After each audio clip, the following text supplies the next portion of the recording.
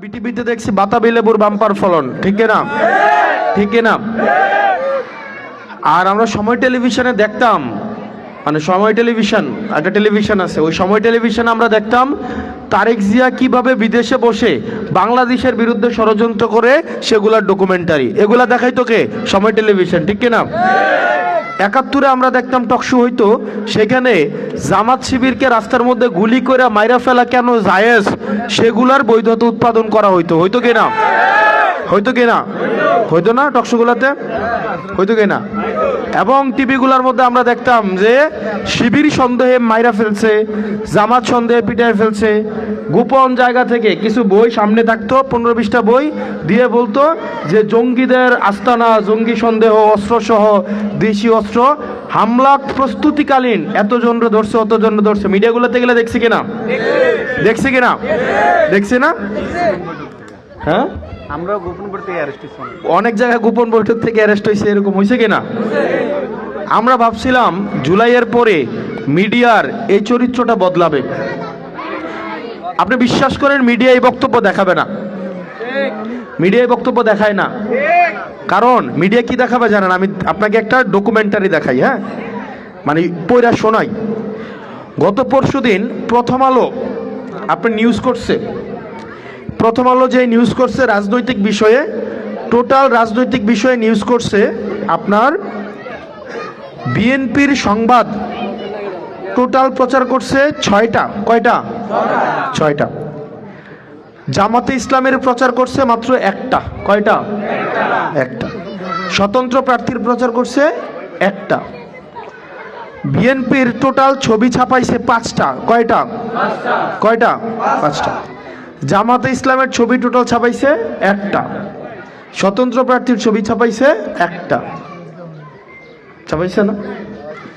অথচ আপনি দেখবেন প্রথম আলো খুলে দেখেন, মির্জা আব্বাসের চাঁদাবাজি, তারেক রহমানের দুর্নীতি, তারেক রহমান কেন দেশে আসতে পারবে না, সে কেন ষড়যন্ত্র, বাংলাদেশের বিরুদ্ধে ষড়যন্ত্র করতেছে, এগুলো প্রথম আলো সিন্ডিকেট এগুলো করছে না? করছে কিনা? আমরা ডেইলি স্টারের সম্পাদককে আমরা বলতে শুনি নাই ডিজিএফআই নাকি হচ্ছে ওনাকে স্লিপ পাঠাইছে এবং উনি এগুলা হচ্ছে পত্রিকায় প্রচার করছে, এবং উনি এটাকে বলছিল ব্যাড জার্নালিজম। বলছে কিনা? বলছে কিনা? এখন আবার তারাই হচ্ছে এখন কোলে উঠা বসছে। এখন দেখবেন বিএনপির মুখপাত্র হয়ে উঠছে সময় টেলিভিশন। হয়েছে না? হয়েছে কিনা? যারা এত বছর তারেক রহমানকে সন্ত্রাসী হিসাবে ডকুমেন্টারি বানাইছে, ওই সময় টেলিভিশন মাপ চাইছে কারো কাছে? মাপ চাইছে? আজকে দেখবেন টিভি খুললেই আপনার জাতীয় টেলিভিশনগুলা, যেমন চ্যানেল আই নামে একটা চ্যানেল আছে না? আমার এই টেলিভিশনগুলো দেখতে পারে না, আমি স্পষ্ট কথা বলে ফেলি সরাসরি। অনেকে আমারে বলে তুমি যদি বলো তোমার তো টিভিতে দেখাবে না, টিভিতে দেখাবে না, তোমার নিউজ তো দেখাবে না, দরকার নাই দেখানোর। জনগণ এখন সাংবাদিক হয়ে উঠছে কিনা? জনগণ এখন মিডিয়া হয়ে উঠছে কিনা? প্রত্যেকে এখন এক একজন মিডিয়া, ঠিক কিনা? এই দালাল মিডিয়াদের উপর আমার নির্ভর করা লাগবে? আমার খবর মানুষই হচ্ছে জনগণের কাছে পৌঁছায় দিবে, দিবে কিনা? চ্যানেল আই দেখলাম ফ্যামিলি কার্ডের প্রচার করতেছে, ডকুমেন্টারি প্রচার করতেছে। বাংলা ভিশন দেখবেন ফ্রেম সেট করছে, ৭১ দেখবেন ফ্রেম সেট করছে। একটা মিডিয়া কখনোই কোন দলের পক্ষে অবস্থান নিতে পারে না। কিন্তু আমরা দেখলাম, আপনি জানেন এই জার্নালিস্ট যারা আছে তাদেরকে বেতন দেয় কত টাকা? বলেন তো, কয় টাকা বেতন পায় তারা? কয় টাকা বেতন পায়? তাদেরকে কোনো বেতনই দেয় না। ২,০০০, ১,৫০০, অথবা এই যে ধরেন এই সাংবাদিকদের এই যে একটা ইয়া থাকে, এটাকে বোম বলে, এটা ধরাই দেয়, দিয়ে বলে আবার কর্ম করে খাও। তাদের বেতন দেয়? অথচ এই মিডিয়া মাফিয়ারা লক্ষ লক্ষ কোটি টাকা হচ্ছে ইনকাম করে, তাদেরকে পুঁজি করে তাদের বেতনটা পর্যন্ত ঠিকঠাক ভাবে দেয় না। দেয়? তারা ইংল্যান্ডে তারা আবার কথা বলে না, তাদের বেতন দেয়? ৩-৪ হাজার টাকাও বেতন দেয় না।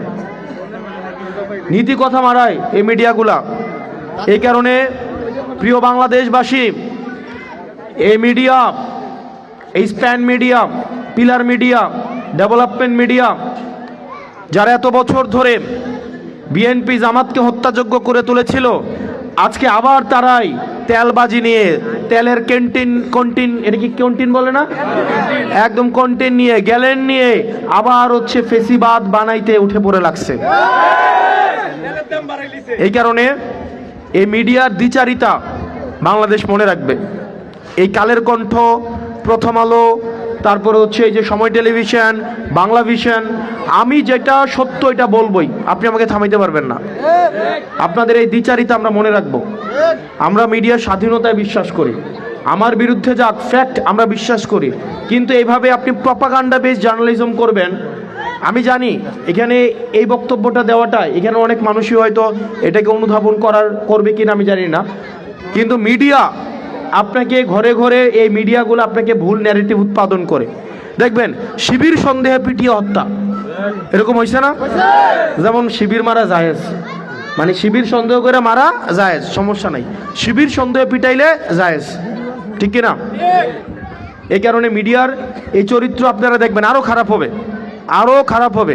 দেখবেন সময় চেঞ্জ হইলে ব্যাপারটা যদি এমন দাঁড়ায় আর কি, দেখবেন মিডিয়াগুলা কি পরিমাণ মাফিয়া সন্ত্রাস, এরা দেখবেন এমন যদি পরিস্থিতি তৈরি হয় কোনো একটা বাটে পড়ি, এরা দেখবেন আমার বিরুদ্ধে লম্বা লম্বা নিউজ করবে, লিখবে হাসনাতের টর্চার সেলে নিয়ে এরে মারতো, এরে ধরতো, ধরে এত টাকা নিয়ে যেত, ওই নিয়ে যেত। হাসনাতের সন্ত্রাস বাহিনী ত্রাসের রাজত্ব কায়েম করেছিল দেবিদ্বারে। এখন ধরেন মানে মিডিয়া হচ্ছে এই ধরনের হচ্ছে প্রপাগান্ডিস্ট বেশিরভাগ মিডিয়া। তবে আমাদের অনেক সাংবাদিক আছে এখানে নিরলসভাবে মাঠে ঘাটে পরিশ্রম করে, তারা নিরপেক্ষভাবে সাংবাদিকতা করতে চায়, তারা চায় জনগণের কাছে খবরটা পৌঁছাইতে। আমার কাছে